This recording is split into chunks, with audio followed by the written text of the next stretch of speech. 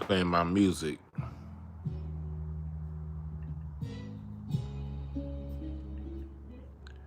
Come on, Minnie Riverton. Second time today. I want to talk to y'all from the garage. Hopefully this shit don't have no internet connections like last time I was in here. If I do have internet issues, I'll just walk out and talk on the steps. Come on in here, y'all. What's up, Kobe? Let me know you in here when y'all get in here. Yeah, roll up. It's that. That's that Minnie Riverton right here. Y'all hear it? Harvey Mason on drums. It's actually Peebo Bryson and Roberta Flack singing background on this song. Here we go.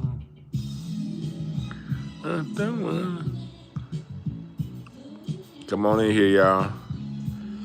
We're gonna get started on Was This Snitching? Was it snitching? I'm having this talk today because I was looking around.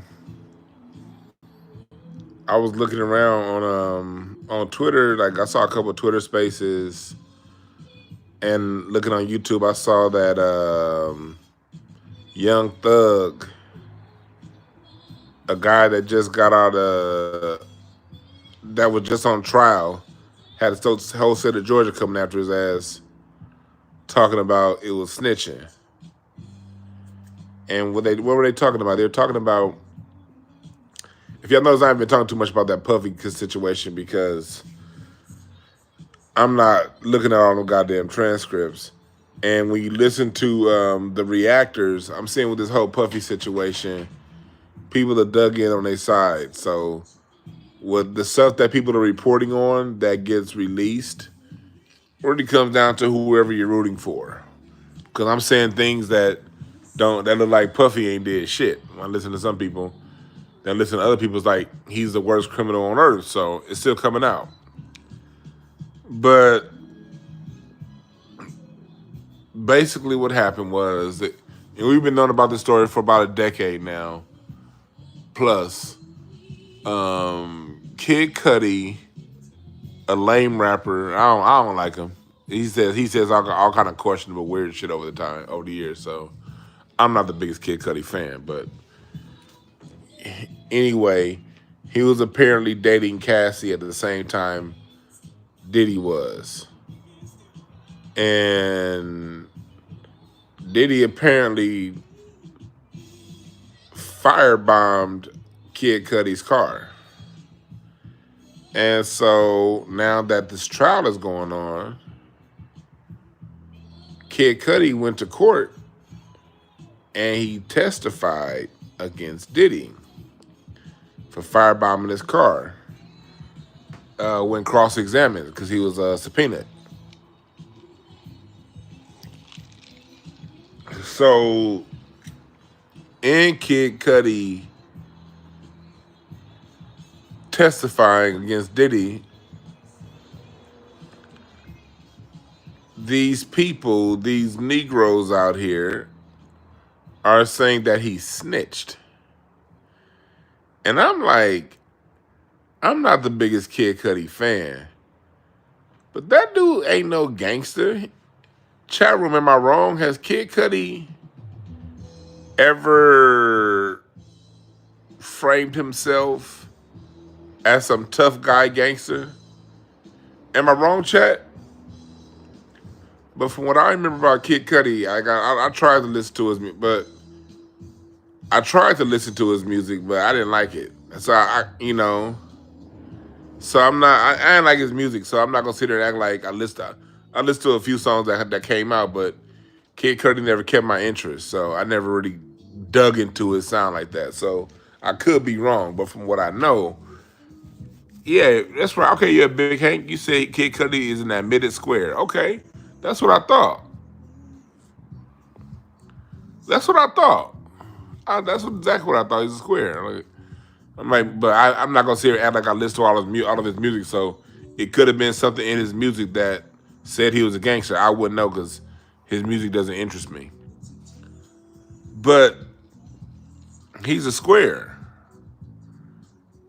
Why are these street dudes trying to tell a square? They're trying to pin a snitch tag on the square. And I saw like different podcasts. People are like, man, are you gonna keep it hip hop? I saw people saying like Kid before Kid Cudi testified. I saw different accounts out there saying, yeah, is Kid Cudi gonna keep it hip hop? And I saw some cats from the West Coast saying that. Look, hip hop and gangster are two different things. Hip hop is still under the umbrella of the blues and jazz. There's an element of hip hop that's gangster. No different than there's an element of country music called outlaw country. You have country music, and then you have outlaw country. That's what gangster rap is to hip hop. The gangster is to hip hop what outlaw is to country.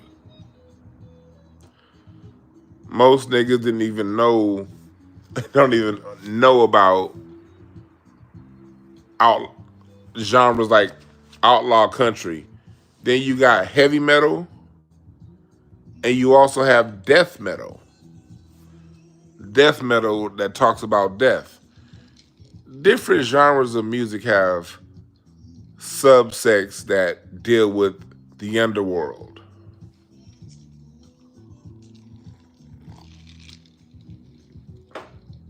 So Kid Cudi pointing to Diddy, they said apparently Diddy was in his house, apparently, allegedly, according to the court documents. He firebombed Kid Cudi's Porsche, and he also like harassed his dog or some shit like that.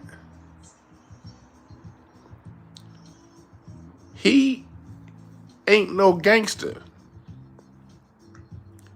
And Kid Cudi is an artist. Artists aren't gangsters. Some are, most aren't. Artists are artists. So to hold an artist to a gangster standard when he never confessed to be a gangster, that's bullshit. See, this is where I say the whole gangster element, y'all know me, I'm from the West Coast, but I'm constantly preaching against that shit as far as it being the voice. Gangsters, and this is with all due respect, the gangster side, y'all have had the mic for way too long. The male, because gangsters ain't nothing but male thoughts. You got women thoughts, and you got male thoughts. The gangsters are the male thoughts. You know what I mean? They're, the ones who still wanna. I ain't talking about the ones who are still, the ones who did what they had to do and got out, or did what they had to do and flipped it into something better. Got a family. Now you got a plumbing business. You own a bar. You own a cigar lounge. I ain't talking about y'all. I'm talking about the loud and unreasonable. And there has to be a counter narrative to the whole gangster narrative, because we as black society, we've gotten quiet since the 90s. I've talked about this on this channel a lot. In the 80s and before the 80s, before the 90s, the elitist blacks had the mics. Throughout the 80s and the 90s, the Bill Cosby, pull your pants up, the elitists had the mic. But then when the 90s came along, the gangsters took the mic from the elitists. And I think the elitists were wrong because they were over judgmental, not helping enough. And the gangsters are wrong. We got to find that middle ground. We can speak against the gangsters without being elitist. I don't speak from an elitist point of view. I speak from a reasonable point of view. Gangsters, y'all had y'all time. And what did y'all do with it? Appreciate that, Tanya Marie. But let's for the gangsters that's calling Kid Cudi a snitch. Let's see what you guys have done. Let's take an analysis of what you guys have done since you've had the mic in the 90s. You lost Death Row. You lost Bad Boy. In the 90s, you had a lot of power. You had Rockefeller. You lost it. A lot that you had that you no longer have. And when you look at a situation like a Death Row Records, you lost it being gangster. Had you done what Motown Records did, Motown got in. Most thing about the music industry, almost everybody got in through gangster means. Your most beautiful rhythm and blues ballads, it was oftentimes gangsters behind those. Barry White was a gangster. But once Gary White got done stealing hubcaps, he went ahead and put that into his music, into his business, and didn't perpetuate that lifestyle. He became a civilian when he started making enough money for his music to survive. Frank Sinatra was a gangster. Yeah, Frank Sinatra was a gangster like a motherfucker. Go look him up. It's more bodies associated with Frank Sinatra than most of you goddamn rappers combined. So I'm not saying people don't have pasts. But when you come into a business, you leave that shit alone.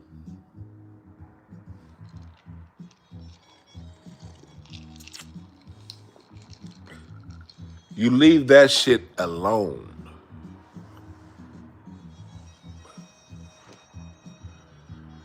And when it comes to participants, subscribers, it's 20 minutes. There we go. What's up, PJ Allen?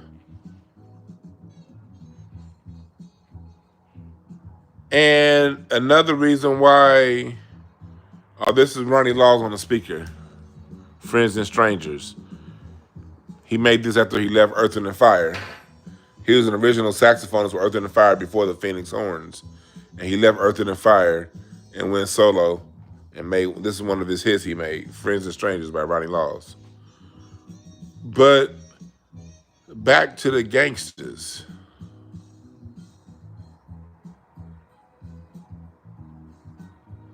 You know what I mean? We gotta talk about what it is. Salute to you, the public. Salute. So the gangsters that I know and the ones that have done it the right way in music, they were gangster because you were gangster because you have to do what you had to do to survive. Once you got a different means of survival, you stop that gangster shit. Puffy, if you take the word of Gene Deal and the people around him, he was infatuated with Tupac. He was a little dancing hype man, hype boy, who once he got the power wanted to be a gangster. But Kid Cudi never signed up for that. Kid Cudi came in to be an artist. And this is what you gangsters got to realize. That code is only between y'all. Civilians ain't got no gangster code. I'm calling the police. I will call the police so fast because I'm not breaking no laws. Now, if you're the kind of person you're breaking laws, you're doing things in the underworld, then you might want to adhere to the code. But I ain't breaking nobody's law. I'm not taking from nobody. So since that's how I treat people, that's how I expect to be treated. I don't live in the underworld. I went and got a college degree. Not that that matters, but that's the route that I chose over the gangster route. So I don't live by it, and civilians don't live by that code. Hell, According to the internet, these internet gangsters don't live by that code. Look at these dudes online, just talking, just talking. No, me and such, we went to the club and we shook down Meek Mill and we told Rick Ross to send $60,000 and he sent 20 and OG Neckbone went into his house and pulled a gun on him. Like, and then meanwhile, the whole time Adam 22 was like, tell me more. Yeah, yeah, yeah, tell me more.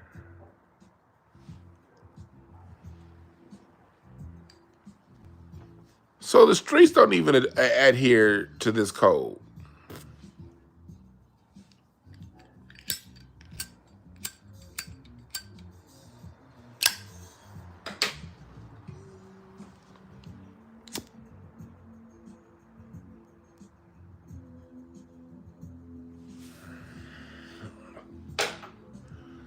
And so now you got YG, who just spent all this time on trial, unnecessarily, by the way, who's on probation, to where if he farts sideways, he's gonna get locked up for 20 some odd years. Trolling Kid Cudi for not adhering to that bullshit ass gangster law.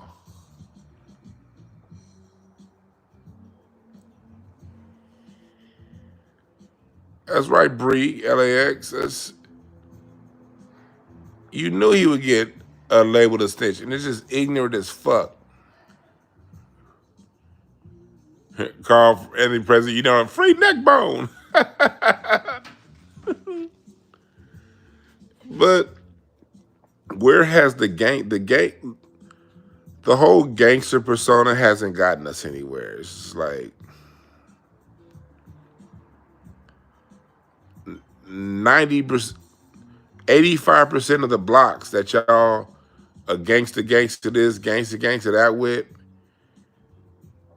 white people living in blocks now. I saw some Pakistani motherfuckers living off of a goddamn 48th in Arlington the other day. I'm like, what the fuck is Pakistanis doing over here?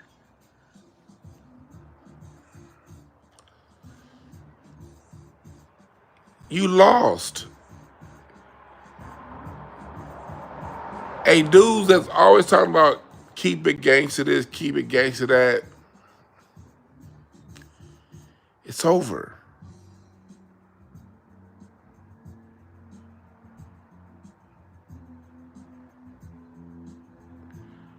It's over. Grow past it. Grow past it.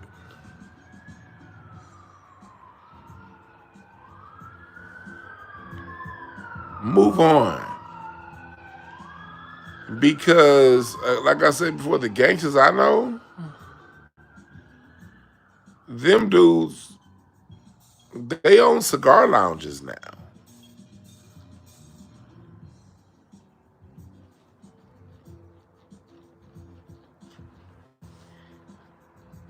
Only way you gonna know that they was a gangster is you might see a tattoo. Or you might, or if you just know, you know. The gangsters I know these niggas is keeping it father. The gangsters I know are keeping it family. They keeping it money. They keeping it business. And Puffy, who ain't really a gangster, he's a middleman. He's a middleman for Clive Davis and Lucien Grange and all those guys. He ain't no gangster. So anything that he did to somebody who's a civilian, yeah, you guys shouldn't feel comfortable. Look, let me tell you something. Criminals shouldn't feel comfortable around civilians. A criminal does not deserve a civilian's silence.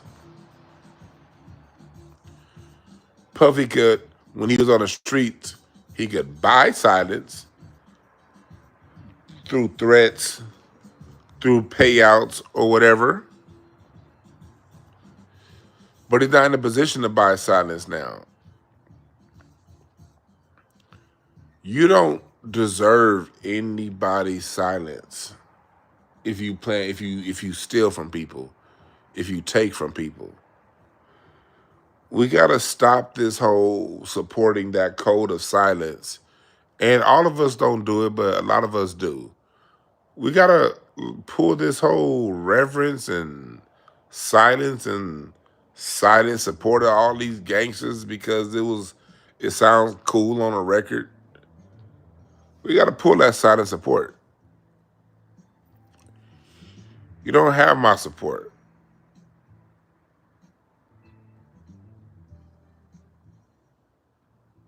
Yeah, no, Diddy's a help for Lucian. That's why, although this is the channel that told you guys Diddy was going to court 2 months before he was arrested. Go back and look at my show, no, a month before. I think it's dated October 3rd or 4th, 2024. Listen to me tell you through reading the cards that Diddy was in for some shit.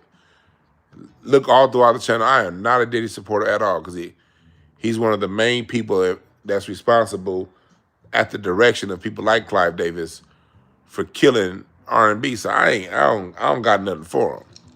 But at the same time, I don't want to participate in piling on what he's going through, you know? I don't take any pride in a black man being in this position.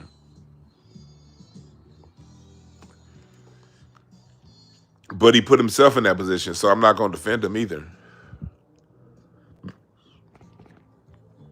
Did he put himself in that position trying to be gangster? This character witness wouldn't be here this Kid Cudi wouldn't be a witness on this trial had Diddy not allegedly done what he did.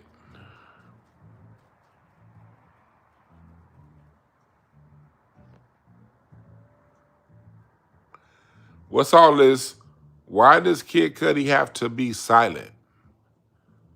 That's some animalistic bullshit he did.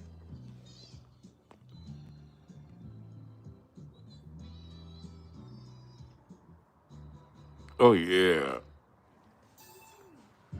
Portuguese love. I love this shit right here.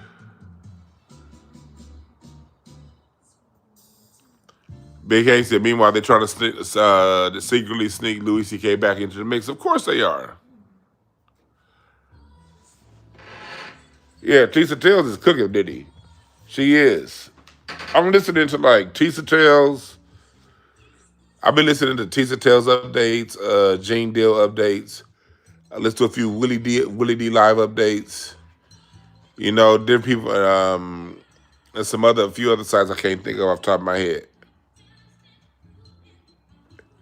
What's up, Australia?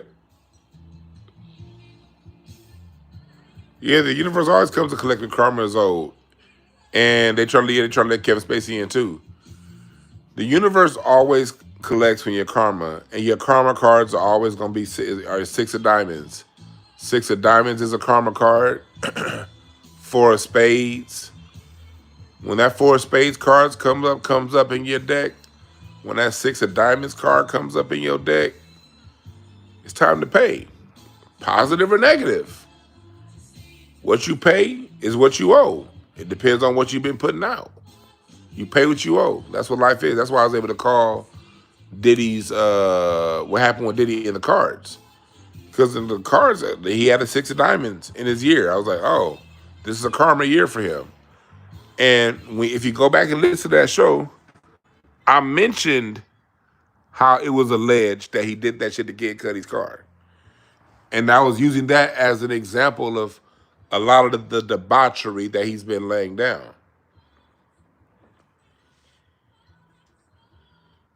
Now, I'm not saying he's going to get found guilty. I don't know what the outcome of this trial is going to be.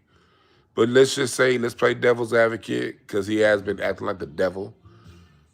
Let's play devil's advocate and say he does get let's say he play devil's advocate and say that he does get out. He's gonna have civil suits the rest of his life, and his image is so tarnished. He's not gonna be able to make the money on the level he used to make. He's fucked. Even if he does get out. June 17th card, that's my card. That's Kendrick's card, the King of Clubs. What's up, Black Gossip? What's up, El Negro? Prester John? That motherfucker Prester John be coming up in here disagreeing like a motherfucker. But I ain't tripping because he's staying 10 toes down. Salute to you, Prester John. And salute to my moms for not blocking them. I don't mind. Prester John has got his own point of view on things, and I respect it. I respect people that got their own point of view on things and stand in it, but still be cool. You said Tariq shouted me out? That's what's up. Tariq is the OG. I got nothing but love and respect for Tariq Nasheed. Very, very. One thing about Tariq, he's very polarizing. And me doing the comedy shows with him, being around Tariq and being in microphone check, people like sending darts at people that are around Tariq. I'll be like, nigga, yo, I don't even believe what the fuck you shooting at me for? Go shoot at that nigga. That'd be the most annoying part. Nigga, if you want to shoot at Tariq, shoot at him. Don't shoot at me. Tariq's his own man with his own thoughts. And I'm my own man with my own thoughts. And if there's something that we can work together on, we do. And other than that, I don't be... He in his world, I'm in my world. We got two different worlds. He got a family. I got a family. Don't ever come to me talking about some... People like, you need to tell Tariq. I ain't telling Tariq shit. That motherfucker's... You see how intelligent that man is? He got his own goddamn thoughts and shit. You know what I mean? And so I just... Tariq's his own man. And if you don't like him, I understand because Tariq he says things that if you don't like what he's saying, you probably not gonna like him. I get it. If you don't like Tariq Nasheed, I get it. Like, yeah, that motherfucker funny as hell and he be saying some bold shit. And so if you're on the other side of what he's shooting at, then that's your deal, but it ain't my business. Yeah, girl, speak. I respect him. Appreciate that, Tanya Marie. But I do my own thing. You know what I mean? Like, Tariq goes hard on tethers. I don't go as hard on tethers. I go hard on anybody that's a coon. Tethered, non-tethered, anybody that's again. But his lane is very necessary. He's done a great job of ringing the bell, I don't go as hard as he do. I don't feel exactly the same way. I get the sentiment, but I'm not gonna draw the connection to tethers as much as he does. But that's his right. That's what he do, and he deserves to be in his own lane and doing what he do, and that's what he do. He don't come over to me saying, "Dewan, you shouldn't have said it that way." One thing about Tariq, he respect other people's lanes too. So. Nigga, give him that. Give him that. Let the man be his man. And don't, just because two black men have a similar ideology on particular things, don't go around trying to just, oh, you must be. No, I got my own.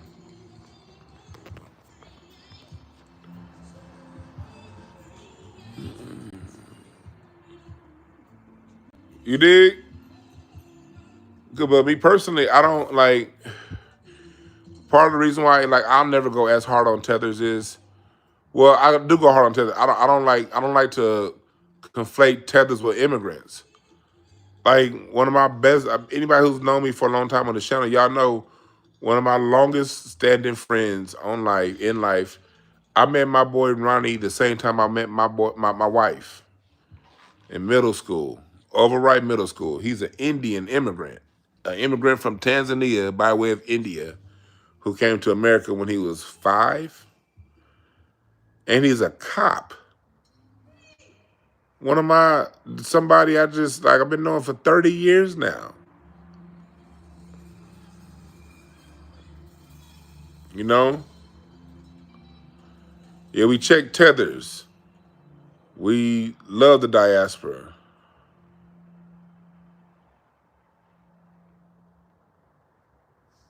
Appreciate that, the public. Hell, on my foundation that I created, my Black American Music Family Tree Foundation, one of my board members is from the Caribbean by way of Philadelphia. I'll tell you that right now. But this is somebody I've been knowing for over 20 years who, back when I first started doing comedy, when I first started throwing shows, this was the man that was in the cash box. Matter of fact, no, I had a Black American from Compton that was over that cash box when I first started doing my shows. And I always had a question like, nigga, I know I made more cash than this tonight. This other guy I'm really cool with, I put him over my cash box, and the money was always on point. Dollar for dollar. I've rented apartments to this dude, and he's hooked me up a lot of stuff. So yeah, I got a Caribbean dude on my foundation board. So I know the difference between a tether and an immigrant. And that brother from the Caribbean, when I started talking about tethers, know what he doing? He laughing his motherfucking ass off and agreeing with me.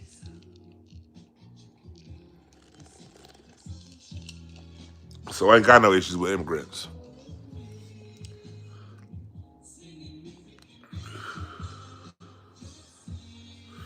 No, this is Roy Ayers in the background. That's right, Tanya. All immigrants aren't tethers. We gotta use our critical thinking skills. Yeah, tethers they're no good to nobody. They're no good to us. They're no good to people in their own country. And white folks definitely don't trust them because they see how they operate with us. They're no good to anybody.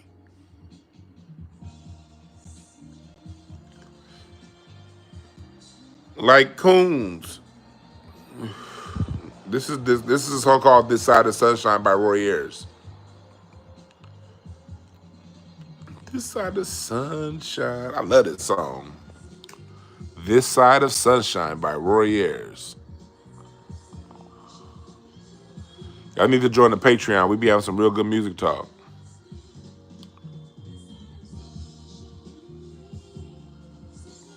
Yeah. Well,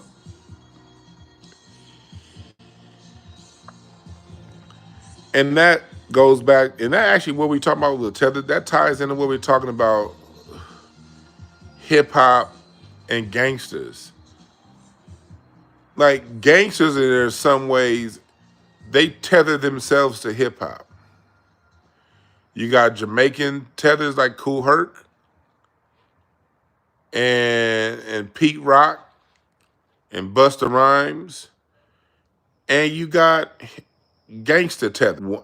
The only Black or African or Caribbean immigrants that can come is if one that was already here left or died. It was zero net. So if 100,000 immigrants died, 100,000 come in, but you could not grow the numbers. And there was a different mentality.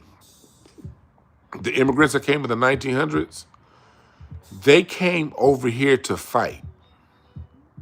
That's what we got to realize. The ones that came in the 1800s and 1900s, they left their homeland and they came here to fight alongside of us. That was the mindset of the Jamaican immigrant, the Caribbean immigrant of the 20s, the African immigrant of the 30s and 20s. Theirs was to come over here and join the movement. It was a completely different ideology.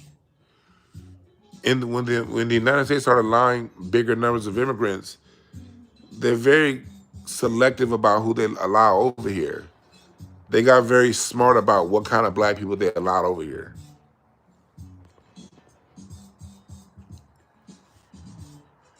And it's not to say everybody that came over after that is a tether.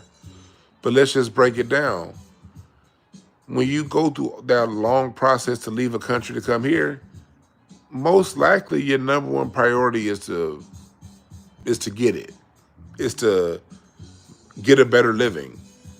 And there's nothing wrong with that. Especially when you come over here to get a better living, but you don't jump into our politics. You don't try to claim hip hop. You just come over here to try to get a better living. Salute to y'all. That's how my boy Steve is on my foundation. He's a brother that came, his family came here. Matter of fact, I'm not going to tell his story. I'm not going to, because his story is kind of personal, so I'm not going to tell his story. But his mother came here and they brought him here to get it. And he came here to get it. And he ain't never jumping in the way of nothing. That's cool. Because we don't need everybody. You don't need everybody to join the movement. You don't need everybody to have this ideology. You just need a critical mass. 10% to do. 10% of people with the mindset that we have in this chat room would do. You don't need everybody. 10% is more than enough. Actually, I won't say more than enough. 15% is more than enough. 10% is ideal with this mindset. Because it's us 10, 15%, everyone else's followers, they'll just follow along in the line. But when you come over here and you decide to run for office to tell black people what we not going to get, you're the problem. When you get on TV and you say, oh, there is no racism. Oh, we're just fine. Everything's okay. Black Americans just need to pull themselves up by the bootstraps. Now you're a tether.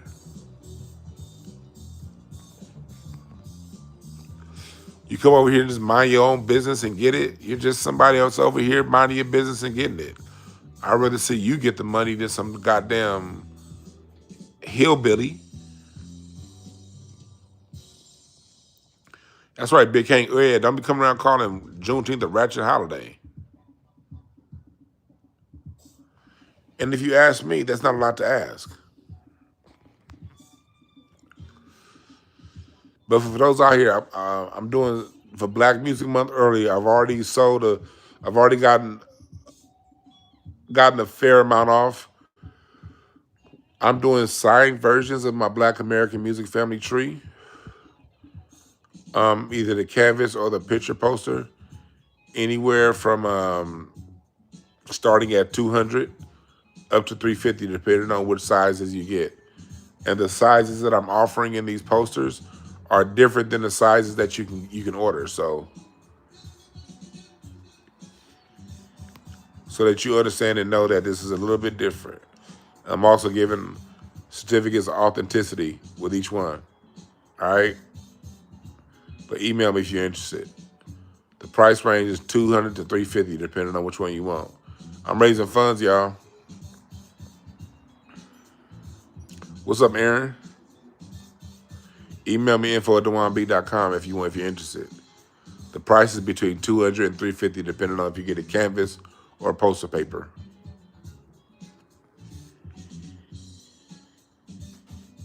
All right, and these are collector's items because I am switching that tree up.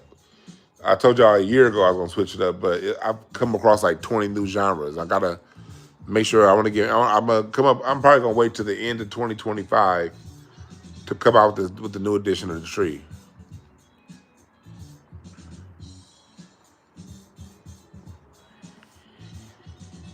Yeah.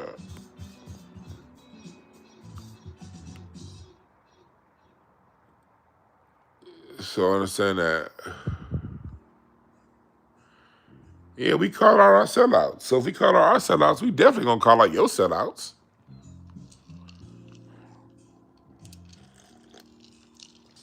But going back, another sellout to the community is and I don't want to make a blanket statement, but oftentimes the gangsters are some of the biggest sellouts in our community.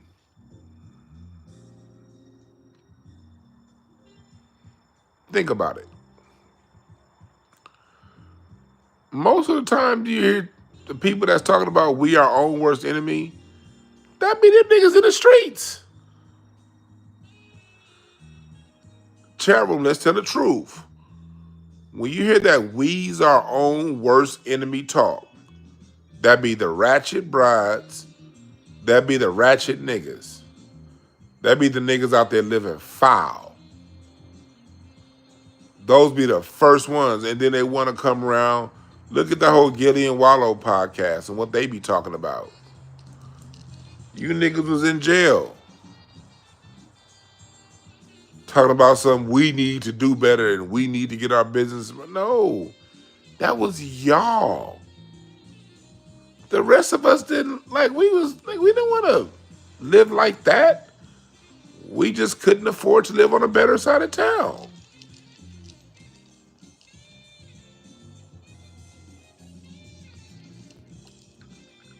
The gangsters they've been talking, they've been the mouthpiece for us for way too long.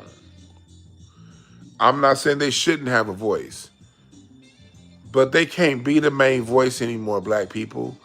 We need more of us squares to step up. I got my man Aaron Creighton in the chat right now. I met Aaron in the 4th grade. That's my guy right there. People be talking about some, your own friends don't support you, man. I've been knowing Aaron since, Aaron, when we meet, what, 1992, 91? I met Aaron Creighton in the chat in 1991. We lived in the same neighborhood, 4 blocks apart, when the riots happened.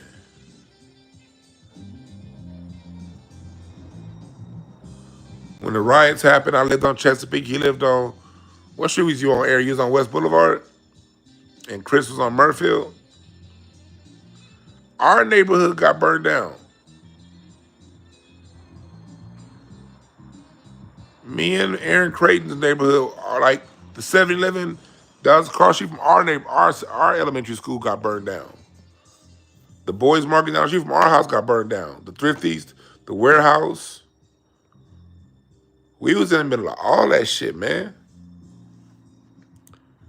We lived right down the street from the jungles, right across the street from the jungles. We was in the middle of all that shit. And Aaron will tell you, the gangsters were around us, but they weren't over here just oppressing us. We still had fun. Oh yeah, that bike shop. Yeah, we had to I had to start taking my bike to the bike shop in Culver City because the one in our neighborhood got burned down. But the gangsters were around, but it was way more of us squares. Us squares, we used to ride our bikes. Only thing we didn't do, we didn't ride past Crenshaw. Crenshaw's as far as we go. We ride our bikes to the Magic Johnson Theater or the Baldwin Hills Mall. That's as far east as we go. Everything else is west.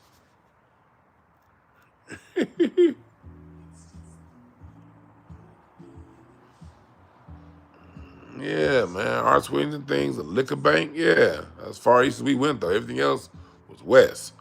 We get on that bike and ride that shit to goddamn the Santa Monica Pier. A bunch of nigga kids at the Santa Monica Pier.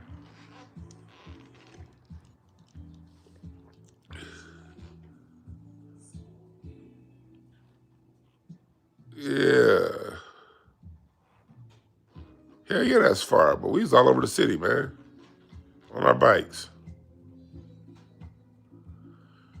But I said that to say you had in the same neighborhood, and this is the same neighborhood they filmed Boys in the Hood in. It's the same neighborhood. It was just as violent in my neighborhood as anywhere else in it. We used to go to sleep hearing AK-47s.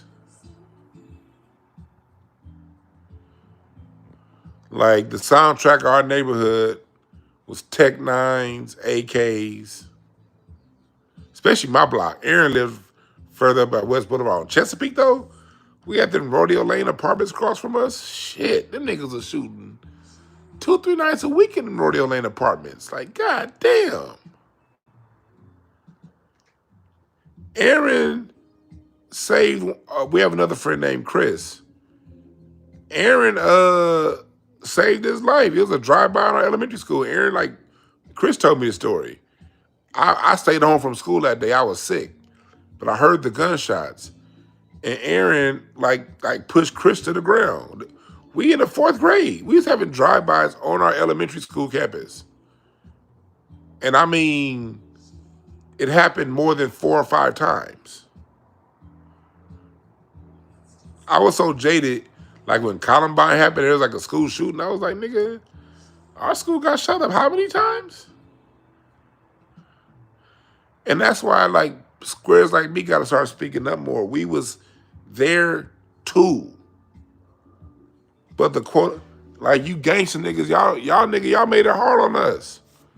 You had square kids like us that just wanted to fucking play Sega Genesis, ride our bikes and play basketball. We couldn't explore our whole neighborhood because you niggas.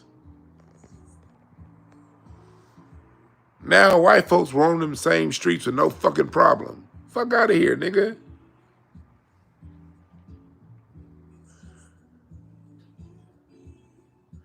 And then look. And Aaron said, yep, got him, kept playing after that. Right. We'd have a drive-by at lunch break, nigga. But after school, we'd be like, shit, the shooting over with. Let's go play basketball. And they make us go to the auditorium and sit in there. We'd be like, man, we was more mad at having to go to the auditorium than the shooting. Like, you fucking gangster niggas, we couldn't hoop all week at school because of y'all. And them after-school basketball games was the shit. Y'all know, if you black boy, you nigga, them after-school basketball games in elementary and middle school, what? Nigga, that's when them after-school basketball games is when you got to really show what you was doing, because lunch break was only 30 minutes. After school's until moms came. Nigga.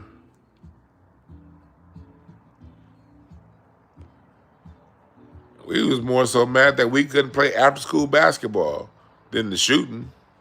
We was used to the shooting.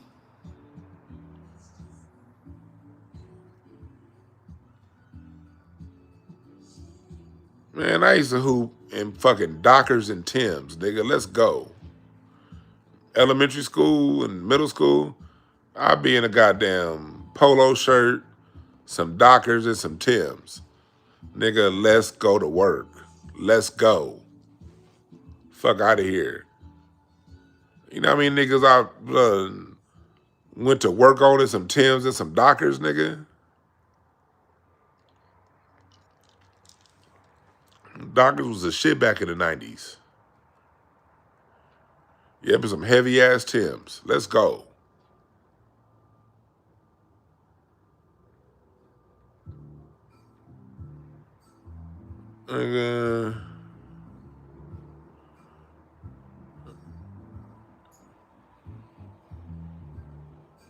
Yeah, we were desensitized there.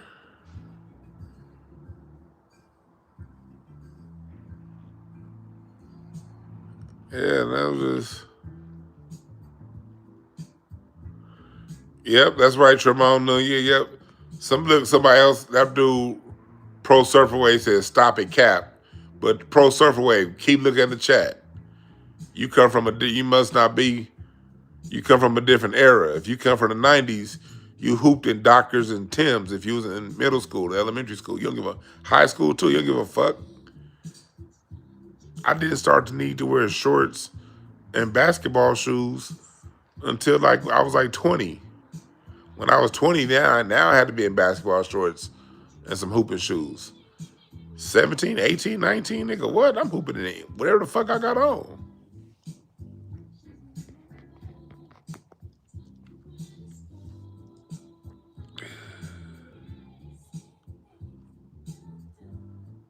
Yeah, so, but that's why we non-gangsters got to speak up, man.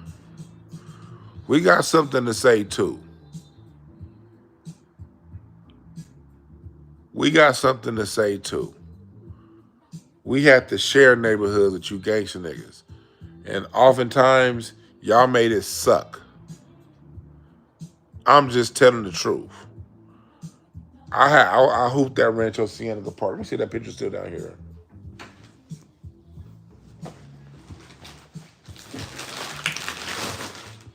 Oh, did I move it?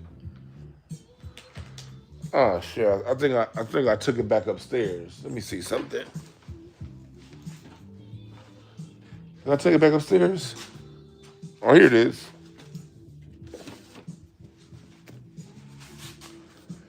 Y'all think I'm playing? Y'all think I'm playing? Look at this. What that look like? This was 1990. This was 1989. Rancho Cienega Park. That's me, number 00 right there. That's me right there, number 00. That's a young hooper right there, nigga.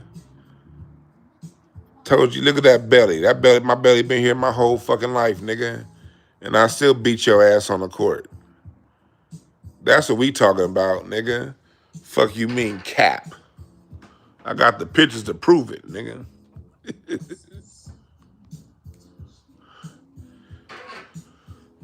But we had to be in the same park as the gangsters. All we wanted to do was hoop. It was you niggas that couldn't control your fucking temper.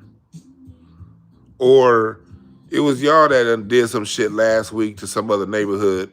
Now you coming to the park where the rest of us was just trying to be kids playing in the park.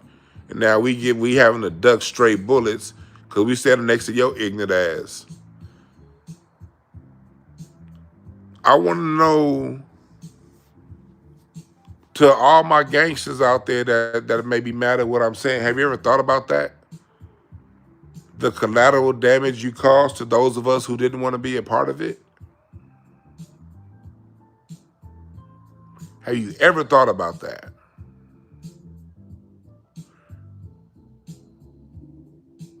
I've never heard anybody ask a quote unquote gangster that question. And they'll talk about, oh man, it's old people, or if a little toddler or a 6-month-old gets shot, then they, but what about the other 15-year-old boys?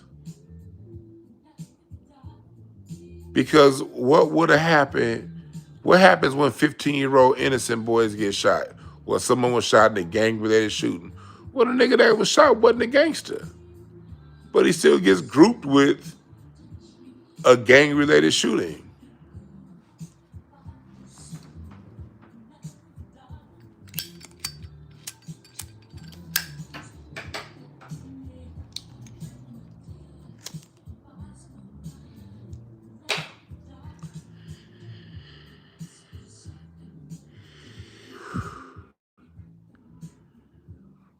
I mean, these look at right now. Something that's making my stomach turn right now. Cause again, I don't have an issue. I don't make blanket statements with gangsters because you got the gangsters like Nipsey, who flip. I've always had respect for Nipsey, and I'm talking about 2009 Nipsey, cause I used to always see Nipsey on Slauson and Overhill, selling his tapes, the CDs. Up there where Stocker, Overhill, and La Brea all intersect. He would be up there selling tapes. I would see him sometimes down there at the car wash on West Boulevard in Slauson selling tapes. Sometime at the gas station on Crenshaw. And I didn't stop at the gas station on Crenshaw and Slauson too much because I personally had 2 or 3 different friends that got shot there. So I only stopped there if it was an emergency for gas. But usually I didn't stop there. But I would see him. And I respected his hustle. Got a lot of respect for Nipsey and Black Sam. I would see Black Sam. Black Sam used to sell CDs and DVDs out that Vons on Hillcrest and Manchester. At that same time, Black Sam was selling out that Vons. I was working. I was going to college and working at the bank on Manchester and Locust, the Washington Mutual Bank. And I would sometimes go down to that Vines on Hillcrest to see what he had. Yeah, Nipsey be over by Sashi, yep. Rest in peace, Ray. Aaron, do you remember Ray, the black dude that used to work at Sashi Teriyaki House with the hazel eyes? Man, that dude died. I used to hoop with Ray. Me and Ray used to,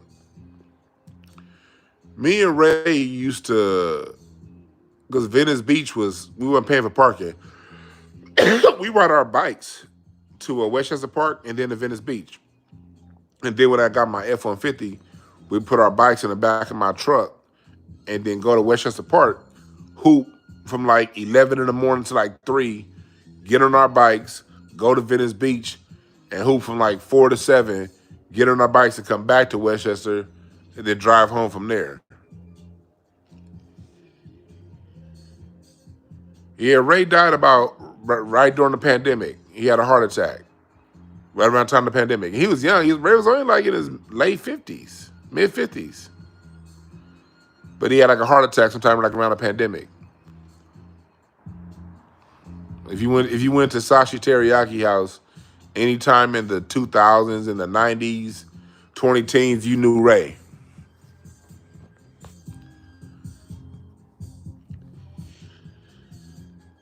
But I said all that to say,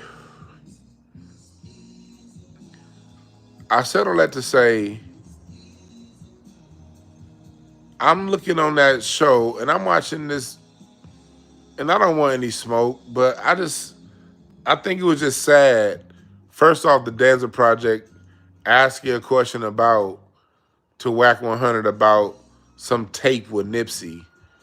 And apparently Nipsey, I know Whack 100's been talking about this shit a lot. He keeps going around saying that he had a tape about Nipsey doing some gay shit. So what if he do? Like, so what if he was? I personally saw through Vector 90 what Nipsey's effect on what he was doing and how he flipped that shit. And what he was doing with people and giving people jobs. And then you got the gangsters going around talking something, I got a tape. They talking all kind of shit about Lauren London. I'm not saying she innocent, but she went to high school. Lauren London went to Hamilton, but Nipsey went to Hamilton too. Hamilton at the same time. Nipsey was only there for like 9th grade. Lauren London, but they all went to Hamilton High around the same time.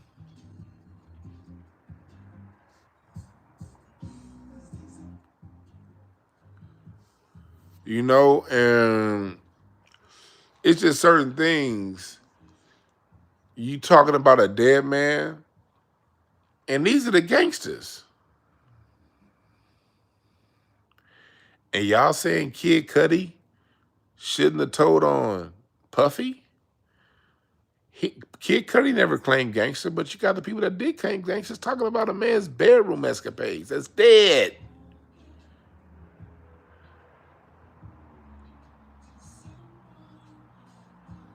Yeah, they both went to Pally too. Yeah, you're right, Aaron. They did go to Pally.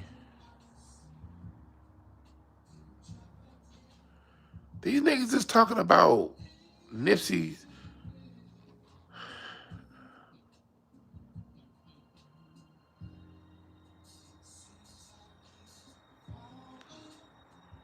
And I got respect for Wack. I got respect for everybody out there, man. I do. But I just say that to me, this is more so brother to brother. You know, black man to black man. That's really what that's on. Black man to black man. Like, come on, man.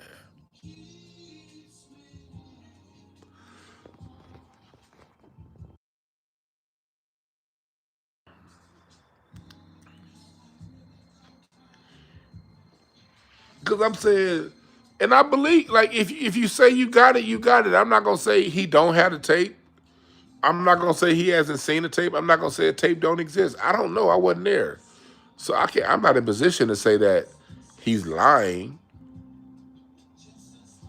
I'm just saying, why do we even know?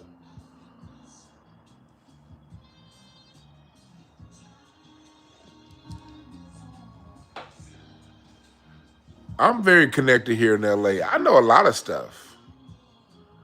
I know stuff about people I don't like. I've seen tapes of people I don't. I'm not gonna talk about it, man. For it's people I just do not like on this internet. People I have passed with that I could say things about. Hell, there was a former podcast that I was on a few years ago that ended very dramatically. You know what I mean? And it was a whole lot of last year. There was a whole. I'm not even gonna get into it, but last year there was a whole lot of internet drama about it. You know what I mean? And that whole podcast still gets brought up sometimes when I watch one of my other favorite shows here on the internet, and I'll be like, "Nigga, stop," because it's like the past is the past. It's so much I could say, but that I'll never say. Especially back then, there were videos I could have done when the shit hit the fan with that podcast. I could have easily done videos that got me hundreds of thousands of views. But for what? People have misunderstandings. People have different things that go on in their life at different times. Why?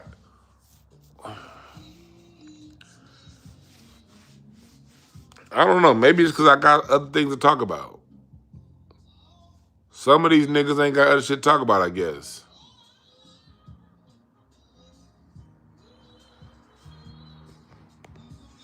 Hell, a lot of my audience comes from watching me on that old show. I could have really gave y'all some red meat like a motherfucker. But why? And I'm glad I didn't. I'd have got a whole bunch of looky-loos and it would have been right back. I'm pretty sure my subscriber count would be much higher than it is now if I decide to go into the drama. But for what? This one, as you said, you remember the exact point the show went downhill? By the way, salute to Brandon Tony. I was at Brandon's bar last. Brandon has a bar out in the valley, and I hosted an open mic. He has an open mic that he does weekly, and he called me. He was like, "Duan, do you know a host?" I was like, "Man, I ain't doing shit tonight. I'll do it." Yeah, man, it's for all the fame. That podcast was very special. I think it was very special. I think that old podcast is what's missing from the internet right now. I think what that old podcast was doing during the pandemic is exactly what the internet needs right now.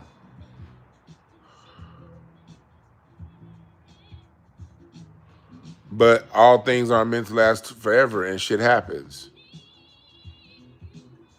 But to expose,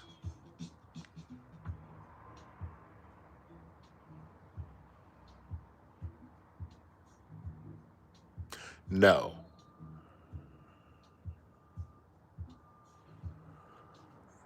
I want everybody, for those that are on that show back then, for those who still have an online presence, I want you to go and follow what they do. I want you to support what they do. You know what I mean? If you feel like supporting it, I ain't gonna say no shit for you not to support them other cats. And I could have, but bigger than that old podcast that I was on. Because at one point we was getting 100,000 views an episode twice a week. Every Tuesday and Thursday, we'd have 7,000 or 8,000 people in there live.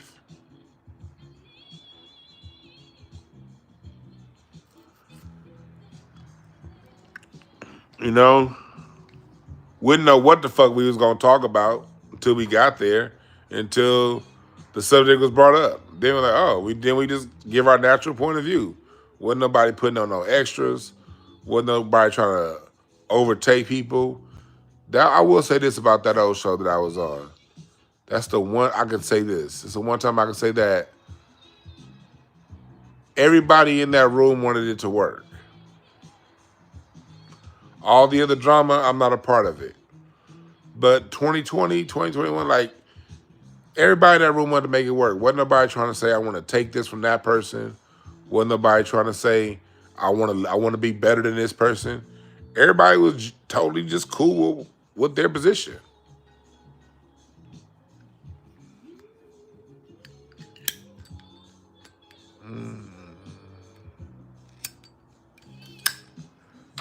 You know?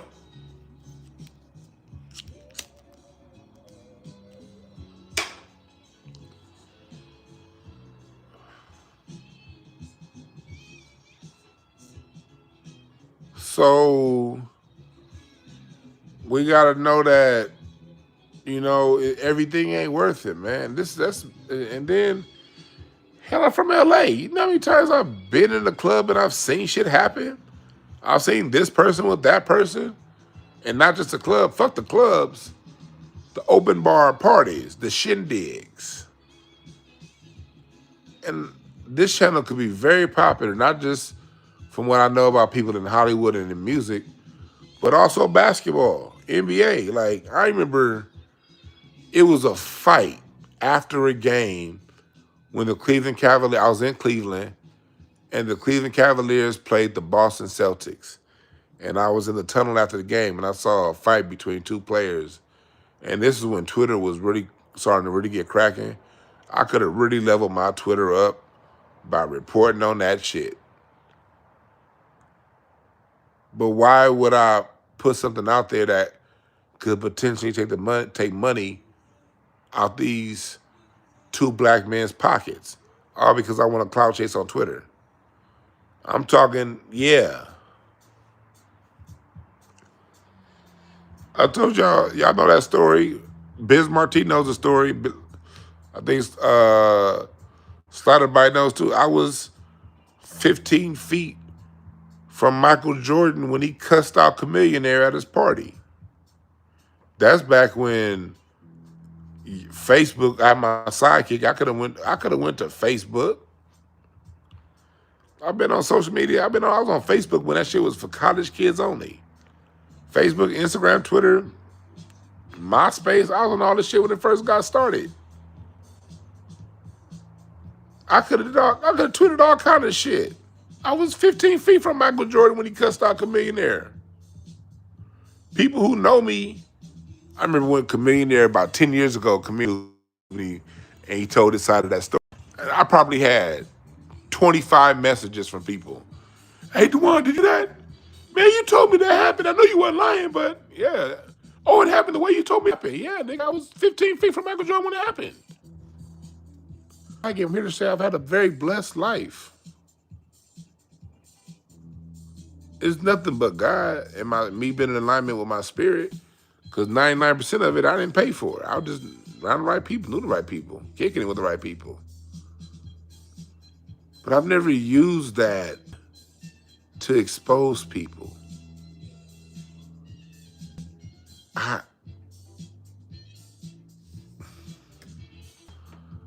For what?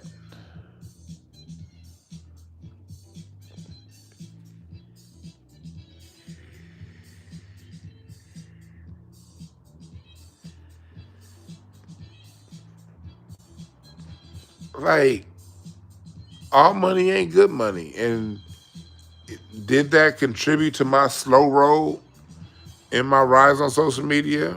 Yeah, I'm sure. But I'm cool with it. That's why I got other ways to make money.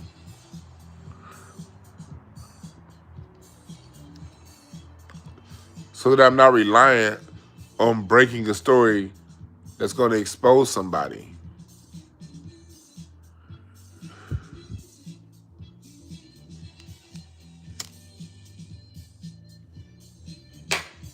And I get it. There's a place for exposures. People like Whack 100 most definitely have a role. People who do expose, they have a role. I'm not saying I'm better. I'm saying that's not my role. But all I'm saying is, does everything need to be out there like that? That's all I'm saying.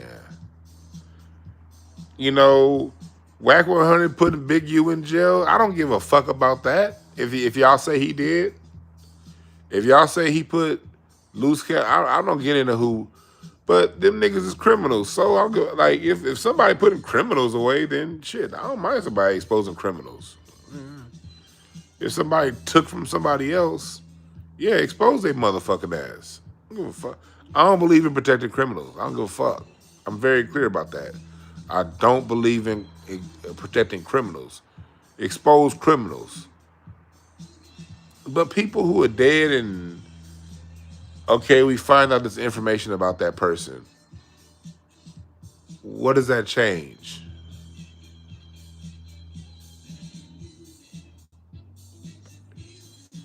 You know, what does that change?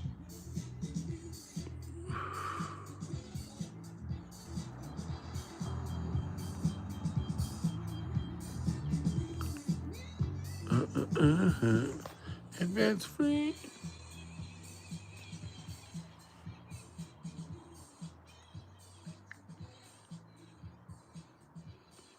But at some point, it's like I was just disappointed in that.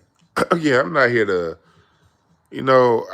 I'm not here to pile on that dude. I got respect for him. You know what I mean? I got respect for but that goes back to this whole Kid Cudi and gangster.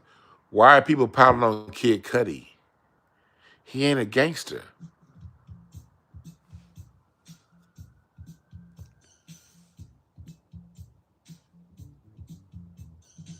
You might have a point, Amon Joseph.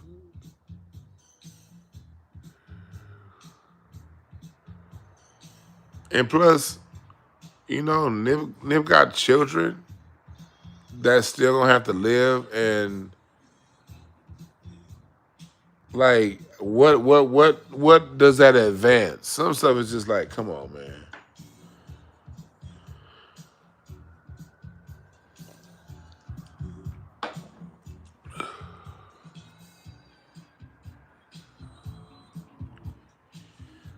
And another thing I didn't like about that video, when Charleston White said that Nip was killed by his own people.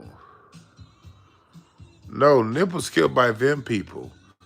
Those people know how to use your people who they already have by the nuts, I'ma say, to get at you. They did it with Malcolm. The nation didn't kill Malcolm X. Now, were people within the nation put up to pulling some gunshots? Yes. But if you watch the autopsy, look at the autopsy, like Dick Gregory pointed out, I pulled it up, and he was killed by gunshot wounds from the top down. And we know that the Audubon Ballroom, the J. Edgar Hoover's people were in that place up to 2 weeks before. And allegedly, according to Dick Gregory, they were building rafters above the stage. And the shot wounds that killed Malcolm X came from top down, not bottom up. So did Malcolm X's people kill him, or was some other people in there making sure he was dead? Who put them up to that? Who were those people that fired them shots from the top?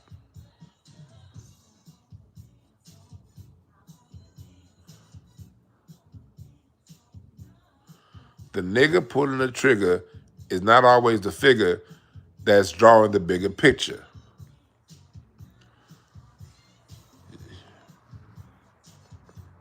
People didn't. What about the actual video of that white guy that was on the scene 10 minutes before Nipsey got killed? That shitty dude had an interaction with. Wack, you remember all this shit. Why didn't you check Charleston when he said that?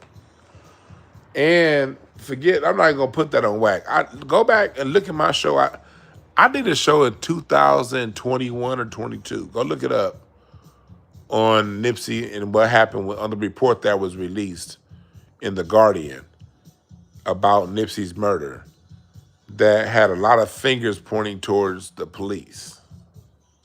That's what The Guardian said, not DeJuan Brown, because there was more going on.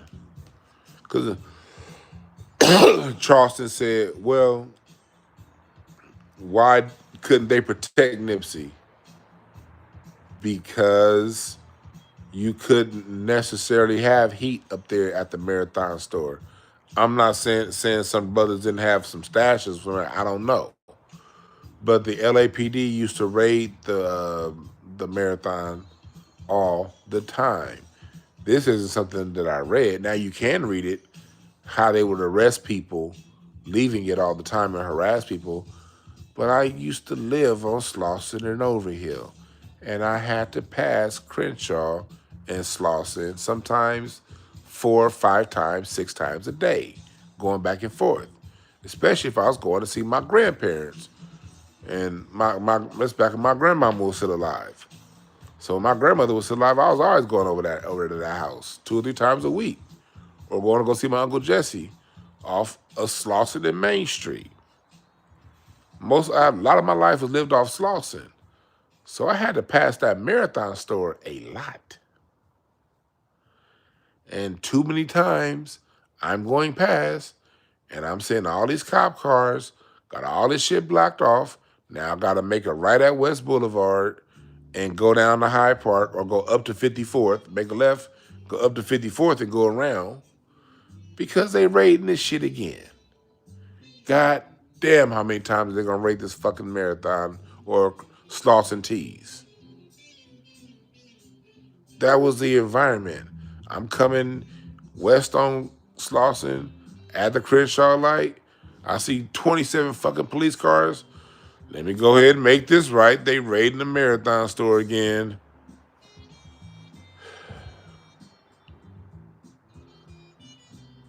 That's what we had to deal with being in that neighborhood.